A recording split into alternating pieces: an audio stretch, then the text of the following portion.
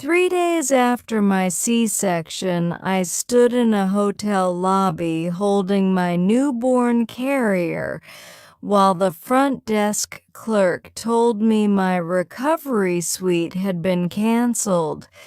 My mother-in-law, Vivian, gasped behind me and said, "Sophia, why would you do something so unstable?" The suite was not a vacation. It was 2 nights of help after surgery because our apartment had stairs and no elevator. My sister paid half. My husband, Noah, said his mother could visit, but the room was for me to heal. Vivian had hated the idea from the start. She said women in her family recovered at home and did not need hotel service to hold a baby. She smiled when she said it, like softness could make control sound like tradition. In the lobby, Vivian's sister, her cousin, and Noah's brother all watched me blink back tears. Vivian announced that postpartum hormones could make women impulsive. I had stitches under my dress and nowhere to lie down. Noah asked whether I had clicked a cancellation link by mistake. That was the moment I felt more alone than I had in surgery. I asked him if he hurt himself. He looked at his mother before he looked at me. The clerk kept looking at her screen and then at Vivian. She said the suite was not simply canceled. It had been modified. Same deposit, different guest name, different key pickup time.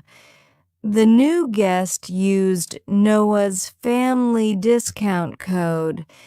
Vivian said lots of relatives had that code.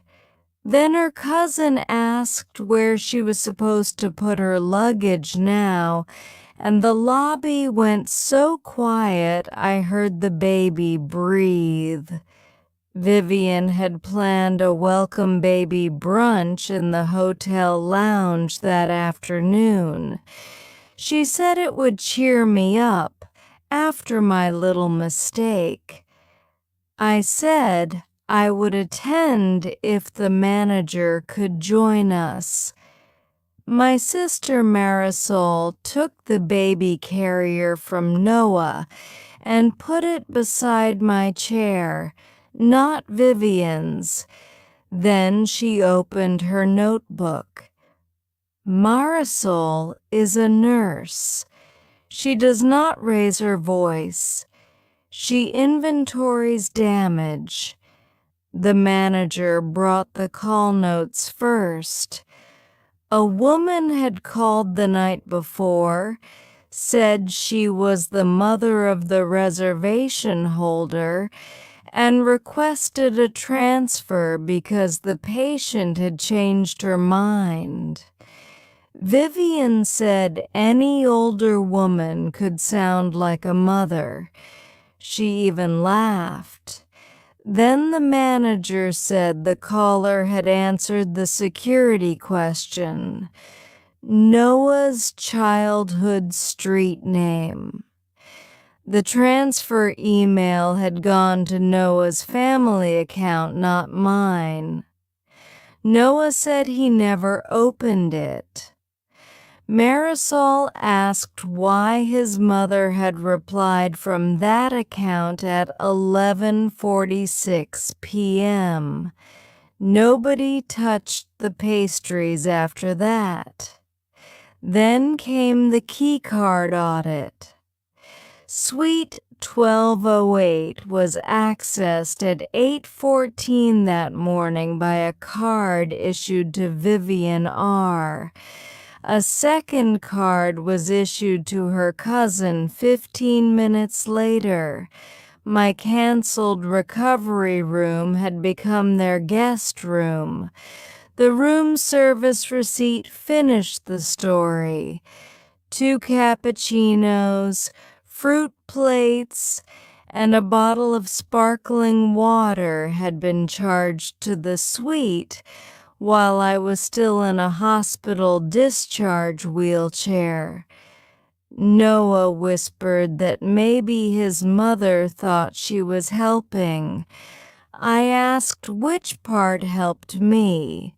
Losing the bed, losing the support nurse, or being accused of canceling my own recovery in front of his family.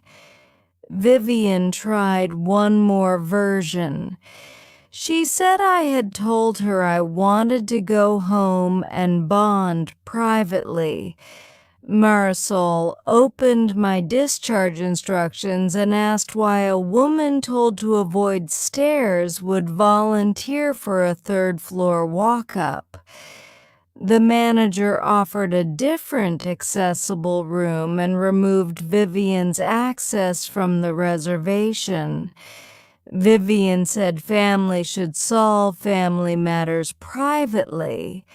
The manager said room fraud was no longer private. The baby woke up then, tiny and furious. Everyone turned toward the carrier. Vivian reached first. Marisol blocked her with one hand and said, "The patient decides who holds the baby." I made the boundary list at that table. Vivian was removed from hotel access, hospital portal access, and the baby's visitor list. Noah could stay only if he stopped translating his mother's control into concern. When I finally reached the new room, it was quiet, clean, and close to the elevator. I cried before I sat down because my body had been asking for rest longer than my marriage had been protecting it. Noah slept in the lounge chair that night and answered every baby alarm without calling his mother. It did not fix everything. It only proved he knew how to choose when the evidence was too public to ignore. Vivian sent a message saying I had humiliated her in front of relatives. I read it once and archived it with the Keycard Audit. Some people call exposure humiliation because accountability has never happened to them before.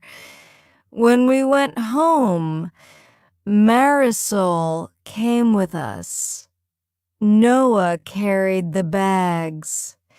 Vivian waited downstairs and asked to come up. I said not today. For once, Noah repeated my words instead of softening them.